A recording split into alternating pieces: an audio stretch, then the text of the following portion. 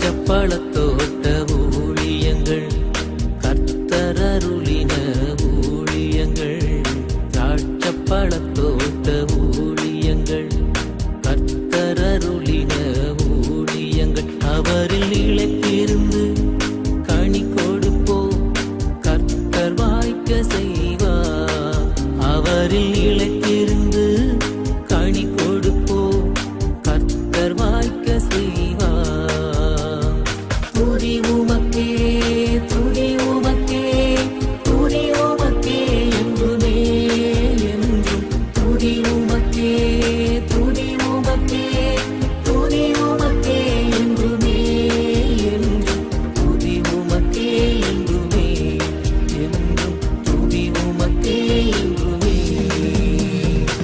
சிறியவனை பொழுதிலிருந்தும் எளியவனை குப்பையிலிருந்தும் எடுத்து உயர்த்தி ராஜாக்களோடும் பிரபுக்களோடும் மந்திருக்க செய்கிற அருமை ஆண்டவர் இயேசு கிறிஸ்துவின் இனிதான நாமத்தினாலே இந்த சத்தத்தை கேட்கின்ற அனைத்து தேவனுடைய பிள்ளைகளுக்கும் என்னுடைய அன்பான வாழ்த்துகள்.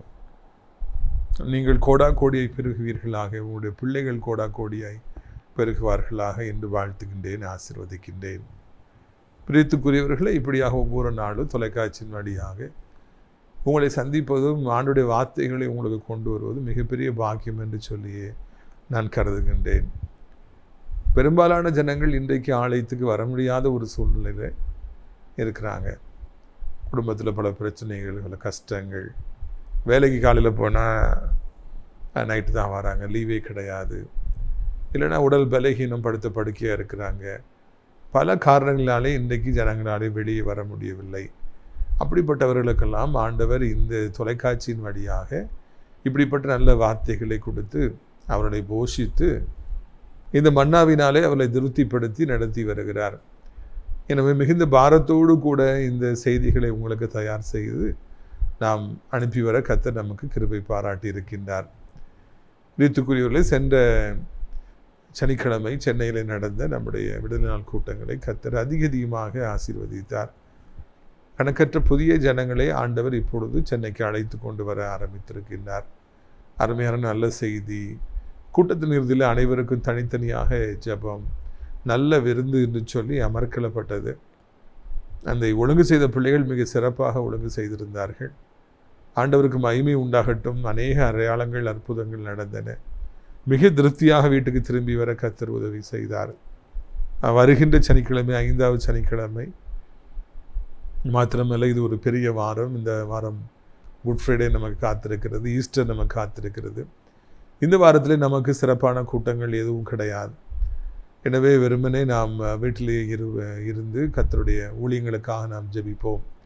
பிரியத்துக்குரியவர்களே, அது மாத்திரமல்ல, இந்த நாட்களிலே ஆண்டுடைய பிரதான கிருபையினாலே நாம் அடைக்கலான் குருவி முதியோர் இல்லத்தை ஆரம்பிக்கவும் அதில் அநேக முதியோர்களை பராமரிக்கவும் கர்த்தர் உதவி செய்திருக்கின்றார். நீங்களும் கூட பராமரிப்பற்ற நிலைமையில் இருக்கிற கவனிக்க முடியாத நிலைமையில் இருக்கிற உங்களுடைய பெற்றோர்களை இந்த அடைக்கலான் குருவி எனப்பட்ட ஆவிக்குரிய முதியோர் இல்லத்திற்கு அனுப்ப வேண்டும் என்று சொல்லி நீங்கள் விரும்பினால் தாராளமாக என்னை தொடர்பு கொள்ளலாம். அவர்களுக்கு என்னவெல்லாம் வசதிகளை செய்து கொடுக்க முடியுமோ அப்படியெல்லாம் நாம் வசதிகளை செய்து கொடுக்க நாம் ஆசைப்படுகிறோம். பிரியத்துக்குரியவர்களே, அது மாத்திரமல்ல, இது நாட்களில் அங்கே தங்கி பணிபுரியத்தக்கதாக நல்ல உள்ளம் படைத்தவர்கள் நமக்கு தேவைப்படுகின்றார்கள். ஒருவேளை நீங்கள் கர்த்தராலே தொடப்படுவீர்கள் என்றால், அங்கே தங்கியிருந்து ஊழியம் செய்ய ஆசைப்படுவீர்கள் என்றால் தாராளமாக நீங்கள் என்னை தொடர்பு கொள்ளலாம் என்கிற நல்ல செய்தியும் கூட உங்களுக்கு நான் அறிவிக்கும்படியாக விரும்புகின்றேன். கர்த்தர் உங்களை ஆசீர்வதிப்பாராக. இந்த நாளிலும் நம்முடைய பிரயோஜனத்திற்காக யோவான் 19வது அதிகாரம் 25வது வசனத்திலிருந்து நான் வாசிக்க இருக்கிறேன். உங்களுக்கு தெரியாதது எதுவும் அல்ல, கடந்த நாட்களிலே நாம் ஏசப்பா சிலுவையில் பேசிய 2 வாக்கியங்களை நான் தியானிக்கும்படியாக ஆண்டவர் நமக்கு உதவி செய்தார். வருடந்தோறும் இந்த 7 வார்த்தைகளை பிரசங்கம் செய்ய வேண்டும், உங்களுக்கு கொடுக்க வேண்டும் என்று எனக்கு ரொம்ப ஆசை, கொள்ளை பிரியம். 7 வசனங்கள் எல்லாம் எவ்வளவு முத்தான வசனங்கள், வார்த்தைகள். இது மனுக்குலத்திற்கு என்று சொல்லி ஆண்டவர் விட்டு வைத்து போன சொத்து, அந்த கல்வாரி சிலுவை, அவர் செய்த தியாகங்கள், பட்ட அடிகள், எல்லாவற்றுக்கும் மேலாக 6 மணி நேரத்தில் 7 விசை ஆண்டவர் பேசினார். பேசின அந்த வார்த்தைகளை உங்களுக்கு முன்பதாக நாம் வைத்து வருகிறோம். இந்த நாளிலே 3வது வார்த்தை கர்த்தர் சித்தமானால் நாம் தியானிக்க இருக்கிறோம். வரிசையாக 4, 5, 6, 7 ஆகிய வார்த்தைகளை கூட வருகிற நாட்களிலே கர்த்தருக்கு சித்தமானால் நாம் தியானிக்கலாம். இந்த நாளிலும் கூட நாம் 3வது வார்த்தையை, இயேசு சிலுவையில் பேசிய 3வது வார்த்தையை நாம் தியானிக்க இருக்கின்றோம். இதோ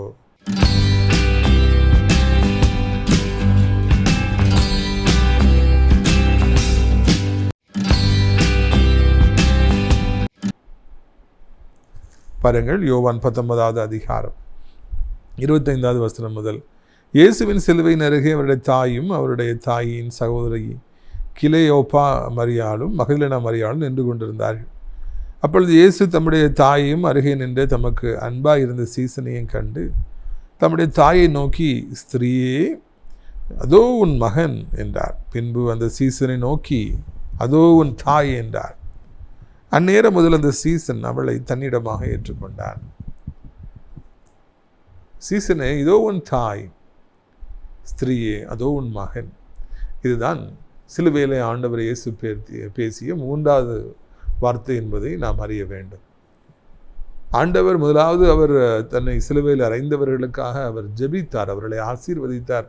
ஏனென்றால் அவர் தெய்வகுமாரனாக அவர் இருந்தார். மன்னிப்பை அவர் மன்னிப்பு எனப்பட்ட பூவை அவர் தூக்கி போட்டார். நாமும் கூட மிக கடினமான காரியம் அந்த மன்னிப்பு என்பது. நிச்சயமாக நாமும் கூட மன்னிப்பதற்காக அழைக்கப்படுகிறோம். பிறருடைய பாவங்களை மன்னிக்காவிட்டால் நம்முடைய பாவம் ஒரு காலம் மன்னிக்கப்படாது என்பதை நாம் இதன் மூலமாக நாம் அறிந்து கொள்ள வேண்டும். 2வதாக, இன்றைக்கு நீ என்னோடு கூட பரதேசியில் இருப்பாய் என்று தன்னை தாழ்த்தி அந்த கல்லனுக்கு ஆண்டவர் மனமிறங்கி பரலோக வாழ்வை திறவுகோள்களை வைத்து திறந்து ஒரு வாழ்வளித்தார். இன்றைக்கு நீ என்னோட கூட பரதேசியில் இருப்பாய். ஆண்டவர் அந்த பூவை தூக்கி, அந்த மிகப்பெரிய ஆசீர்வாதம் எனப்பட்ட அந்த பூவை தூக்கி அவனுக்கு கொடுத்தார். 3வதாக நாம் இங்கே பார்க்கிறோம், பராமரிப்பு எனப்பட்ட பூவை அவர் தன்னுடைய தாய்க்கு அவர் கொடுக்கும்படியாக வீசினார். ஏனென்றால் அவர் இப்பொழுது நன்கு உணர்ந்து கொண்டார், நான் இந்த பூமியை விட்டு கடந்து போக போகிறேன், நான் இந்த பிதாவுடைய வலது பரிசத்தில் போய் நான் அமர போகிறேன், நான் பரிசுத்த ஆவியானவர் வந்து பிள்ளைகளுக்குள்ளே இருந்து நான் அபிஷேகம் செய்து அவர் நடத்த போகிறேன், இந்த பூமியில் இருந்த காலங்கள் நிறைவு பெற்று விட்டது, எனவே என் தாயார் இப்பொழுது நெருக்கதியாய் நின்று கொண்டிருக்கிறாங்க, நான் இருந்த வரைக்கும் அவங்களை நல்லா பராமரித்தேன், இப்பொழுது என் தாயை கவனிப்பதற்கு யாரும் இல்லை, தாய் யாருக்கும் பிரயோஜனமற்றவளாக நின்று கொண்டிருக்கிறார்கள், அவர்களை நான் நெருக்கதியாக விட்டு போக முடியாது என்று அவர் அன்பினாலே நிறைகின்றார். கல்லனுக்கும் கொலைஞர்களுக்கும் அன்பினாலே இறங்கி ஆண்டவர் தன் சொந்த தாய்க்கு அவர் இறங்காமல் இருப்பாரா? அவருடைய உள்ளம் அன்பினாலே நிறைகின்றது. என் தாயை யார் கவனிப்பார்கள்? நான் பூமி விட்டு கடந்து போன பிறகு யார் உணவு கொடுப்பார்கள்? யார் வைத்திருப்பார்கள்? ஐயோ, என் தாய்க்கு இப்படி ஒரு நிலைமை வந்துவிடக்கூடாது என்று தனக்கு அன்பாக இருந்த சீசன் பக்கத்தில் நிற்பதை பார்த்து சீசனிடத்தில் சொல்லுகிறார், அதோ உன் தாய் என்று சொல்லி அந்த பொறுப்பை அந்த சீசனுக்கு அவருக்கு கொடுப்பதை நான் காண்கின்றோம். தாயை நெருக்கதியாய் விட்டு போய்விடக்கூடாது, தாய்க்கு குறை வந்து விடக்கூடாது என்று அவர் உறுதியாக இருந்தபடியினாலே தன் ஜீவன் பிரிகிற அந்த நேரத்தில் கூட தாய்க்கு ஒரு செக்யூர்டு லைஃப்பை அவர் கிரியேட் பண்ணுறாரு. அதுக்குள்ளே தாயை கொண்டு வராரு, அந்த சீசன்ட்ட பொறுப்பை கொடுக்குறாரு. அதுக்கு பிறகுதான் தன் கண்களை அவர் மூடினார் என்று சொல்லி நாம் காண்கின்றோம். பல காரியங்களை இந்த நாளில் நான் தியானிக்க இருக்கிறோம். இந்த பூமியில் கர்த்தர் உனக்கு கொடுத்திருக்கிற இந்த உலக வாழ்க்கையில் உன் ஆயுசு காலங்கள் பெருகும்படியாக உன் தகப்பனையும் உன் தாயையும் நீ கனம் பண்ணு என்று சொல்லி வார்த்தை சொல்லுகிறது, கட்டளை சொல்லுகிறது. இன்னொன்று நாம் காண வேண்டும், இதில் நாம் யோசிக்க வேண்டிய முக்கியமான காரியம் என்னவென்றால், மனிதர்களுக்கு எப்பொழுது பிரயோஜனமற்ற பொருட்கள் கொடுக்கப்படுகிறதோ, ஒருத்தர் ஃப்ரெண்டாக இருக்கிறதுனால ஒருத்தரை வச்சிருக்கிறதுனால எந்த பிரயோஜனமும் கிடையாது என்று சொல்லி ஒரு சூழ்நிலை வருகிறதோ, இல்லைன்னா அது தாயாக இருக்கலாம், தகப்பனாக இருக்கலாம், பிள்ளையாக இருக்கலாம், தூக்கி சுமப்பதனால எந்த லாபமும் கிடையாது, ஒரு சுமை தான் அது அப்படிங்கிற ஒரு நிலைமை என்றைக்கு வருகிறதோ அப்பொழுதுதான் உங்களுடைய உண்மையான குணம் வெளிப்படுகிறது. Your real color is coming out only when you are asked to deal with the people who are not at all any use, only a burden. நாம் எப்பொழுது ஒரு பிரயோஜனமற்ற ஒரு பாண்டத்தை, பிரயோஜனமற்ற ஒரு மனிதனை, பிரயோஜனமற்ற ஒரு உறவை, பிரயோஜனமற்ற ஒரு நண்பனை நாம் ஹேண்டில் பண்ண வேண்டும், பொறுப்பெடுக்க வேண்டும் என்று சொல்லி வருகிறதோ அப்பொழுதுதான் நம்முடைய உண்மையான நிறம், நம்முடைய உண்மையான அன்பு அது வெளியே வருகிறது. அது வரைக்கும் பார்ப்பதற்கு தங்கத்தை போல இருக்கலாம், அதுவரைக்கும் பார்ப்பதற்கு வைரத்தை போல இருக்கலாம். அந்த பிள்ளையை பார்க்கின்ற பொழுது மிகவும் அன்பான ஒரு பிள்ளை, தாய் தகப்பன் அன்பா இருக்கிற பிள்ளை போல தோன்றலாம். ஆனால் ஒரு சோதனை வருகிற பொழுதுதான், பிரயோஜனமற்றவைகளை பராமரிக்க வேண்டும் என்கிற பொறுப்பு கொடுக்கப்படுகிற பொழுதுதான் உண்மையான நிறம் வெளியே வருகிறது. உண்மையான அன்பு, இயேசுவின் அன்பு உள்ளே இருக்கின்ற பொழுது, பிரயோஜனமற்றவர்களை நாம் சந்திக்கிற பொழுது, வியாதியுற்றவர்களை சந்திக்கிற பொழுது, எல்லாவற்றையும் இழந்து போனவர்களை நாம் சந்திக்கிற பொழுது, நாம் அன்பினாலே நிறையப்பட்டு அவருடைய இயலாமையை நாம் கருத்தில் கொள்ளாமல், பலகீனங்களை கருத்தில் கொள்ளாமல் நாம் அவர்களை உண்மையாய் நேசிக்கிறோம். நம்முடைய மிக சிறப்பான அன்பை அவர்களுக்கு கொடுக்கின்றோம். ஆனால் கிறிஸ்துவின் அன்பு நமக்குள்ளே இல்லாமல் இருக்கின்ற பொழுது, ஒருவரை சுமக்க வேண்டும் என்று சொல்லி ஒரு பொறுப்பு வருகிறது, அங்கே எந்த லாபமும் கிடைக்கப் போவதில்லை, ஒரு சுமைதான் என்று சொல்லி அது இருக்கிறது என்றால், கிறிஸ்துவின் அன்பு இல்லாவிட்டால் எனக்கு வேண்டவே வேண்டாம், எனக்கு ஏற்கனவே 1000 பிரச்சனைகள் இருக்கிறது, இது வேற, எனக்கு இவன் வேற, நான் சுமக்கணுமா, போங்க போங்க கூப்பிட்டு போயிருங்க என்று சொல்லி நாம் அதை துரத்தி விட்டு விடுவோம். அதை அருவருப்பாக எண்ணுவோம், அதை ஒரு சுமையாக எண்ணுவோம், நமக்கு கஷ்டமாக இருக்கும், கோபமாக வரும். இதுதான் மனிதர்களுடைய சுபாவமாக இன்றைக்கும் கூட இருந்து வருகிறது. பிரியத்துக்குரியவர்களே, 2 எடுத்துக்காட்டுகளை நான் கூறும்படியாக நான் விரும்புகின்றேன். ஒரு சமயம் ஒரு பெரிய பணக்கார வீடு, கணவனும் மனைவியும் நல்ல வேலையில் இருக்கிறாங்க, நிறைய சம்பாத்தியம், ஒரே ஒரு மகள். அந்த மகள் ஆசைப்பட்டபடினாலே ஒரு விலை உயர்ந்த நாயை அவங்க வாங்கி வளர்க்குறாங்க. மகா கேட்டுட்டான்னு சொல்லி, பெரிய காஸ்ட்லியான நாய், ரொம்ப பாசமாக இருக்கும், ஏசிலேயே தான் படுத்திருக்கும், அதுக்கு நல்ல சாப்பாடு கொடுப்பாங்க. அது அவர்களுக்கு ஒரு 2வது குழந்தையை போல் இந்த வீட்டில் இருந்தது. இவர்களும் அதிக பாசம் காட்டி வளர்த்தார்கள். கஷ்டம்னா அதுக்கு என்னன்னே தெரியாது, பசினா என்னன்னே தெரியாது. உங்களுக்கு ஞாபகம் இருக்கிறதா, நாத்தான் உரியாவின் காரியத்து நிமித்தமாக தாவீது ராஜாவிட்ட ஒரு கதை சொல்லுவார். ஒரு ஆட்டுக்குட்டி இருந்தது, அதை ஏழை குடியானவன் அன்பா வளர்த்தான், ரொம்ப பாசமாக வச்சுருந்தான், அது மடியிலே இருந்ததுன்னு சொல்லி அவர் சொல்லுவார். நான் அவருக்கு தான் அதே மாதிரி இந்த நாய்க்குட்டியை கூட அவர்கள் வளர்த்தார்கள் 2, 3, 5 வருடங்கள் என்று சொல்லி. அது வீட்டில் ஒரு குட்டியை, ஒரு பிள்ளையை போல, ஒரு தம்பியை போல அவர்களுக்கு இருந்து மிகவும் பாசமாக இருந்தது. இந்த சூழ்நிலையில் இந்த ஒரே ஒரு மகளுக்கு திருமணம் ஆகிறது, ஒரு குழந்தையும் பேர குழந்தையும் பிறந்து விடுகிறது. ரொம்ப சந்தோஷம், இந்த நாய்க்கும் அதிக சந்தோஷம். வேலைக்கு போனோன்னா அது பேக்கை வாங்கி வீட்டில் கொண்டு வச்சிரும், அது அவங்க கூடயே தான் இருக்கும், ஏசியிலே தான் இருக்கும். செல்லமான ஒரு நாய். திடீர்னு சொல்லி நாய்க்கு வியாதி வந்து விட்டது, தோல் சம்மந்தப்பட்ட வியாதி வந்து விட்டது. அதுக்கு ட்ரீட்மெண்ட் கொடுத்து பார்க்குறாங்க, முடியல. இனி இது இந்த தோல் சம்மந்தப்பட்ட வியாதியோடு தான் இருக்கும் அப்படின்னு சொல்லி டாக்டர் சொல்லிடுறாங்க. உடனடியாக அது வரைக்கும் பிள்ளையை போல வளர்த்த அந்த குடும்பத்தார் ஒரு முடிவு எடுத்து, மறுநாள் காலையில் இந்த குப்பை வண்டி வந்த பொழுது இந்த நாயையும் அந்த குப்பை வண்டியில் ஏற்றி விட்டுறாங்க. அது எங்கே போச்சு, அது எப்படி பிழைச்சிது அப்படிலாம் அவங்க யோசிக்கவே இல்லை. அது என்னவாகும், அது வாழவே தெரியாது. தெருநாய்கள் சண்டை போடும், கடிக்கும், அது எப்படியாவது ஃபைட் பண்ணி அது லைஃப்பை லீட் பண்ணிடும். ஏன்னா பிறந்த நாள்லேருந்து அது ஒரு ஸ்ட்ரீட் டாகாக இருக்கிறதுனால சண்டை போட்டு அது வளர்ந்துருக்குது, அது அந்த லைஃப்பை மேனேஜ் பண்ணிடும். ஆனால் இது அப்படி அல்ல, வீட்டுக்குள்ளேயே வளர்க்கப்பட்ட நாய், கஷ்டம்னா என்னன்னே தெரியாத நாய், ஏசியிலே இருக்கிற ஒரு நாய். ஆனால் அவர்கள் சிறிதளவும் கவலைப்படாதபடி, புண்ணு வந்துருச்சு, இனி அது ஒரு பேடன், பேர பிள்ளைக்கு வந்துடும், நமக்கு வந்துடும், வேண்டாம் அதை விட்டுரு அப்படின்னு சொல்லிட்டு குப்பை வண்டியில் அதை ஏற்றி விட்டார்கள் என்று நான் கேள்விப்பட்டேன். கண்ணீர் வடித்தேன். இது இந்த இடத்துல நான் எதுக்காக நான் சொல்கிறேன்னா, அது ஒரு நாய் தான். ஒன்று அதை வளர்த்துருக்கக்கூடாது, வளர்த்தால் அதுக்கு ஒரு வியாதி வந்தால் அது பின்னால் கட்டி போட்டிருக்கலாம். நான் பராமரிச்சுட்டு எனக்கு வெளியே அதுக்கு வாழ தெரியாதே, அதை குப்பை தொட்டியில் விட்டுட்டோன்னா அது ரோட்டில் போய் என்ன கஷ்டப்படும். இன்றைக்கி நிறைய பெற்றோர்களும் அப்படித்தான், அவங்கள பிள்ளைகளை ஆளாக்கி விடுறாங்க.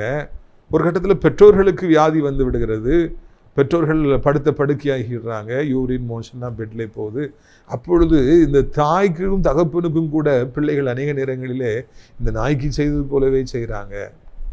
கிழவனுக்கு இப்படி தான், யாராவது போய் பார்க்கணும்னு சொல்லிட்டு ரூமில் போட்டு பூட்டி போட்டுடுறாங்க, நாத்தடிக்கிறத பயங்கர கேவலமாக பேசுகிறாங்க.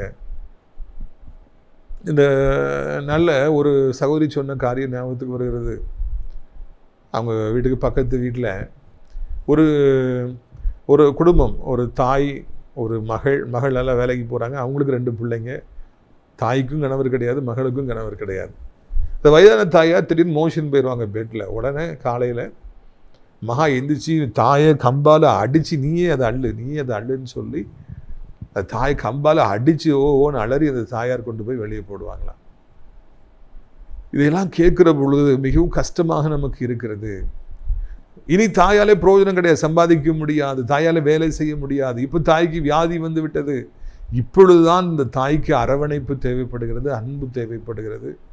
அந்த பிள்ளைகளை பெற்று வளர்த்த நோக்கம் இப்பொழுதுதான் நிறைவேறப் போகிறது. இப்பொழுதுதான் முழு கவனத்தோடு அந்த தாயின் தகப்பனையும் கவனிக்க வேண்டும். ஆனால் பிள்ளைகளோ அது அவர்களுக்கு அருவருப்பாய் தெரிகிறபடியினாலே, பேடனாய் தெரிகிறபடினாலே பெற்ற தாய் தகப்பனை திட்டி, கெட்ட வார்த்தைகளை சொல்லி திட்டி, அடித்து, யூரின் பேட்டியா மோஷன் பேட்டியா அடித்து என்று மிகவும் மிகவும் துன்பப்படுத்துவதை காண்கிறோம். அவர்கள் எல்லாம் இந்த செய்தியை கேட்க வேண்டும் என்று சொல்லி நான் ஆசைப்படுகிறேன். இந்த வானத்தையும் பூமியும் படைத்த கர்த்தர் மனுவூர் கொண்டு வந்த பொழுது தன் மரணத்திற்கு பிற்பாடு தன் தாய் நிற்கதியாய் போய்விடக்கூடாது என்று அவர்களுக்கு ஒரு செக்யூர்டு லைஃப் ஏற்படுத்துன்னு சொல்லி தான் ஸ்திரீ அதோன் மகன் சீசனே, அதோன் தாயை பராமரிக்க வேண்டும். மரணத்துக்கு பிற்பாடும் தாய் நலமாக இருக்க வேண்டும் என்று அவர் விரும்பினார்.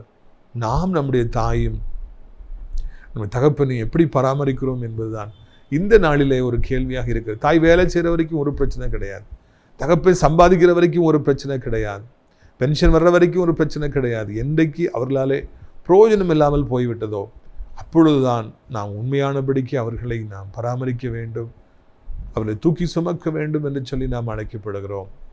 பிரியத்துக்குரியவர்களே, இந்த உலக வாழ்க்கை என்பது கொஞ்ச காலமே. இந்த கொஞ்ச காலத்தில் நாம் ஒவ்வொரு நாளும் அன்பினாலே நிறையப்பட்டவர்களாக நாம் வாழ வேண்டும். கர்த்தர் நம்மோடு கூட பிரயாணம் பண்ணும்படி நம்ம கொடுத்திருக்கிற தாய் தகப்பன், உடன் பிறந்தவர்கள், மனைவி, கணவன், பிள்ளைகள் எல்லோரையும் உண்மையான அன்பினாலே நாம் நேசிக்க வேண்டும். முக்கியமாக அவர்கள் திடீரென்று வியாதிப்பட்டு விடுகிற பொழுது, அவர்கள் விபத்துகளை சந்தித்து விடுகிற பொழுது, எதிர்பாராத விதமான சூழ்நிலைகள் வந்து விடுகிற பொழுது நாம் அவர்களை அதிக நேசத்தோடு பாசத்தோடு கூட நாம் கவனிக்கும்படியாக நாம் அழைக்கப்படுகிறோம். எனவே இதை நீங்கள் மனதிலே கொள்ள வேண்டும் என்று சொல்லி உங்களை அன்போடு கூட நான் அழைக்கின்றேன். கர்த்தருடைய கிருபையினாலே, கர்த்தருடைய இரக்கத்தினாலே நாம் இதுபோல வயதான காலத்தில் பெற்றோர்கள் இருக்காங்க, பிள்ளைகள் சில நேரங்களில் கவனிக்கணும்னு ஆசைப்படுறாங்க, ஆனால் முடியல.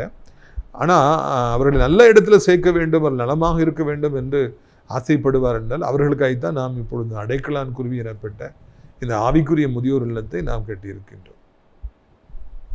ஏனென்றால் ஒருவேளை இந்த நாளிலே அவர்கள் இருப்பார்கள் என்றால், மகனே இதோ அடைக்கலான் குருவி இல்லம், தாயே நீ இருக்கும்படியாக, நீ பராமரிக்கப்படும்படியாக இதோ அடைக்கலான் குருவி இல்லம் காத்திருக்கின்றது.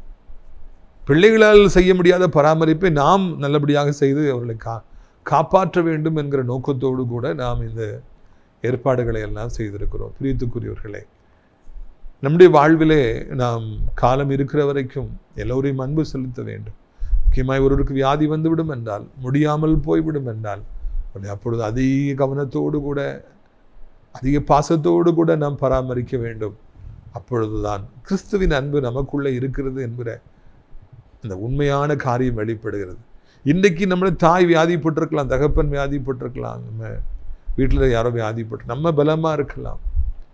இப்போ நாம் அவங்கள பராமரிக்கலைன்னா ஒரு நாள் வரும்போது நாம் வயோதிபர்களாய் ஓல்டாக நம்ம மாறுவோம். அப்போ நம்ம வியாதிப்பட்டிருக்கும் பொழுது யார் நம்மை பராமரிப்பார்கள் என்பதுதான் கேள்வியாக இருக்கிறது. பிரியத்துக்குரியவர்களே, அந்த வசனத்தின் கடைசி பகுதியை நான் வாசிக்க விரும்புகிறேன்.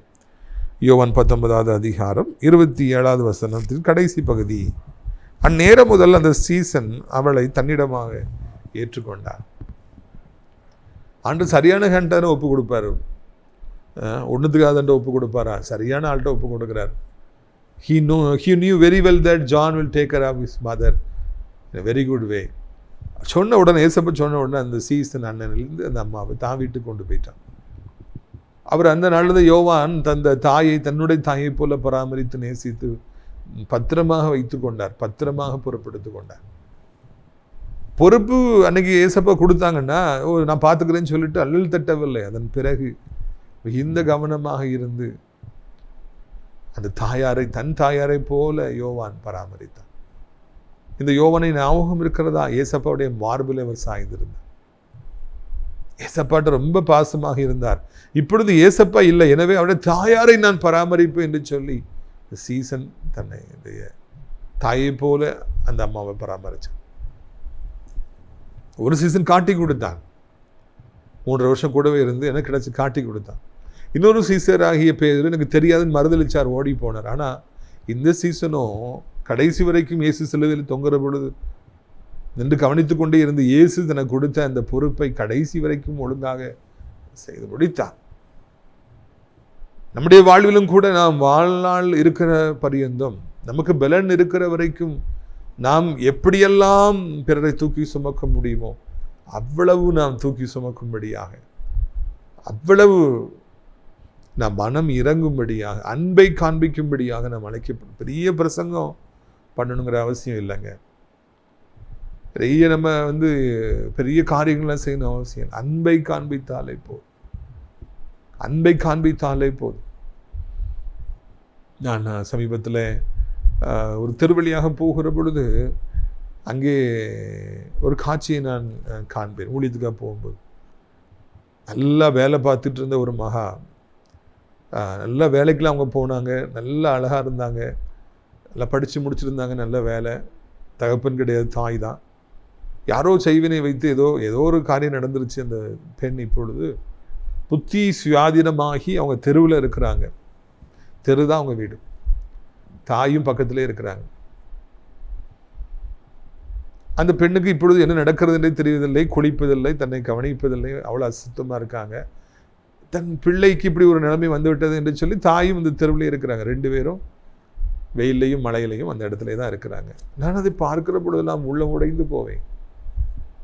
நல்ல வேலைக்கு போயிட்டு இருந்த பிள்ளை, டிகிரி ஹோல்டர், இப்போ புத்தி சுவாதீனம் ஆகிவிட்டபடியினாலே அவர்கள் தெருவிலே கிடக்கிறாங்க.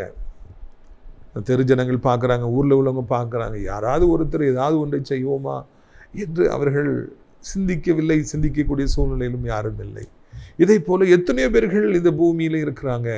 அவர்களுக்கெல்லாம் முடிந்த அளவு உதவியை செய்வதற்காக நாம் அழைக்கப்படுகின்றோம். ரீத்துக்குரியவர்களே, ஒருவர் இயலாத நிலைமையில் இருக்கிறாங்க, கஷ்டத்தில் இருக்காங்கன்னா, இயேசு நமக்கு அவங்கள காமிப்பாங்கன்னா அவர்களுக்கு முடிந்தளவு நாம் உதவி செய்ய வேண்டும். ஏனென்றால் வார்த்தை சொல்லுகிறது, சிறியவர்களில் எதை நீங்கள் அவர்களுக்கு செய்தீர்களோ அதை எனக்கே செய்தீர்கள்.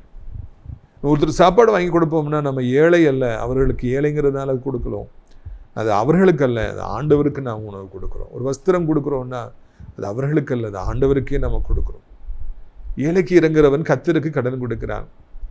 Show mercy so that you will be shown mercy. நம்ம யாருக்காவது மனம் இறங்கணும்னா கர்த்தர் நமக்கும் இறங்குவார். நமக்கும் ஆபத்து வருகிற பொழுது, வியாதி வருகிற பொழுது ஆண்டவர் நம்மை ஆசீர்வதிப்பவராக இருப்பார். சிறுமைப்பட்டவர் மேல் சிந்தை உள்ளும் பாக்கியவார். தீங்கி நல்ல கர்த்தர் அவனை விடுவிப்பார், நம்மை விடுவிப்பார். எனவே நீங்கள் எதை குறித்தும் கலங்க வேண்டிய அவசியம் இல்லை. நமக்கு இருக்கிறத பகிர்ந்து உண்போம், நம்முடைய பிள்ளைகளுக்கு நாம் கொடுப்போம், கஷ்டப்பட்டவர்களை நாம் பராமரிப்போம், அன்பு செய்வோம். நீங்கள் நல்லா இருப்பீங்கன்னா அடைக்கலான் குருவி முதியோர் இல்லத்துக்கு வாங்க, அங்கே இருக்கிறவங்கள சந்திங்க, அவங்கள்ட்ட பேசுங்க. உங்கள் வீட்டில் யாருக்கா பர்த்டே அவங்களுக்கு சாப்பாடு கொடுங்க, ட்ரெஸ்ஸு கொடுங்க.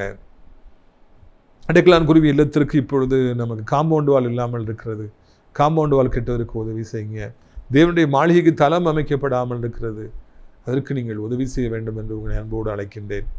நாம் இந்த பூமியில் இருக்கிற காலம் மட்டும் கர்த்தர் நமக்கு பலன் கொடுக்கிற பொழுது நாம் உதவி செய்பவர்களாக இருக்க வேண்டும், தூக்கி விடுபவர்களாக நாம் இருக்க வேண்டும். கர்த்தர் நமக்கு பலன் கொடுக்கிற வரைக்கும் இதுபோல நிற்க தியானிக்கிற தாய்மார்கள், தகப்பன்மார்கள் உண்டு. அவர்களை நாம் தூக்கி சுமக்க வேண்டும். அப்பொழுது கர்த்தர் நமக்கு மேலான ஆசீர்வாதங்களை தருவார்.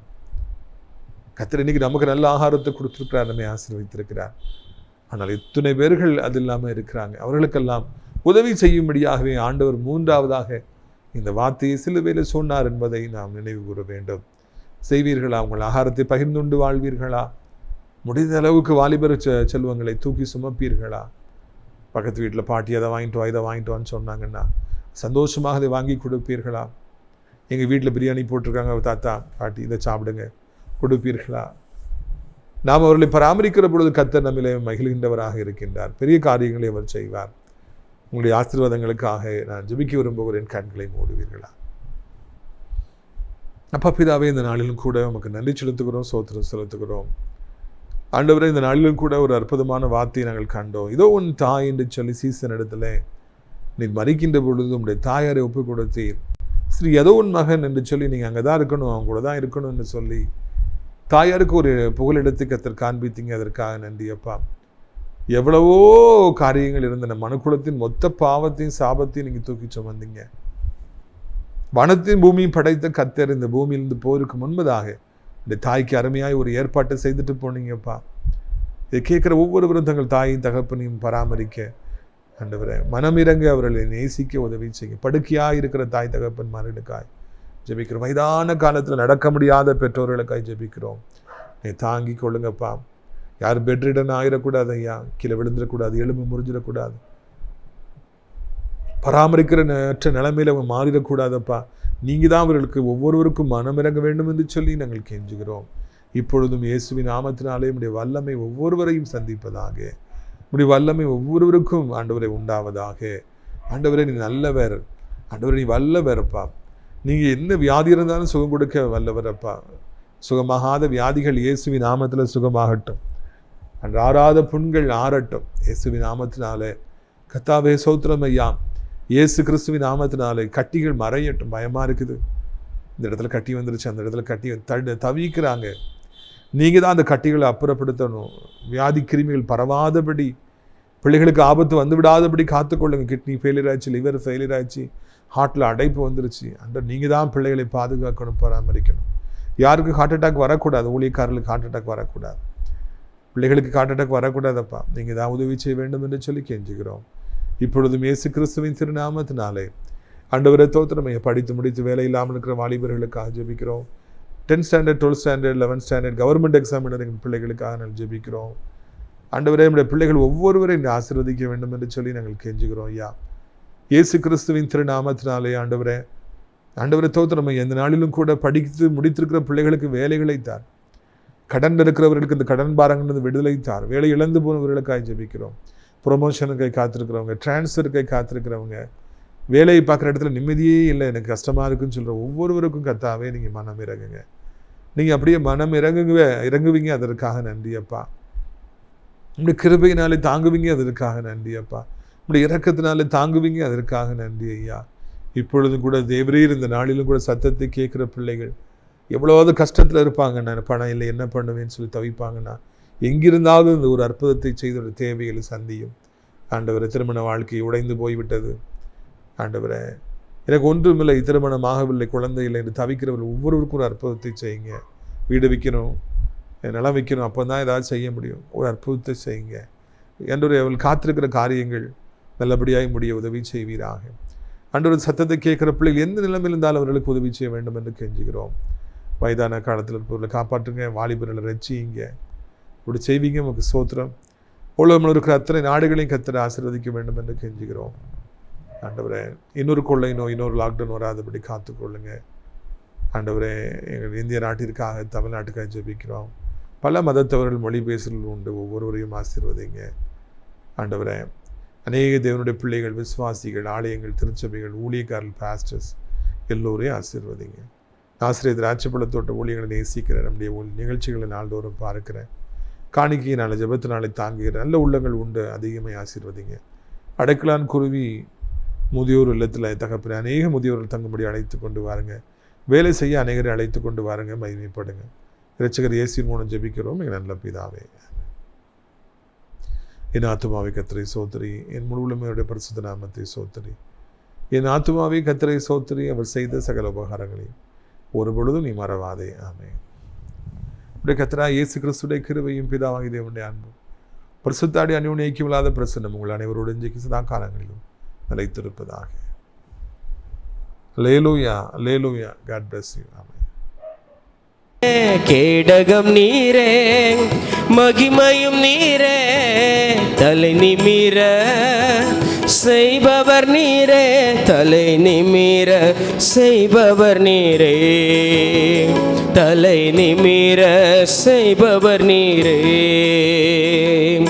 தகப்பனே தந்தையே, தலை நிமிர செய்பவர் நீரே. தகப்பனே தந்தையே, தலை நிமிர செய்பவர் நீரே, தலை நிமிர செய்பவர் நீரே, தலை நிமிர செய்பவர் நீரே. ஹல்லேலூயா.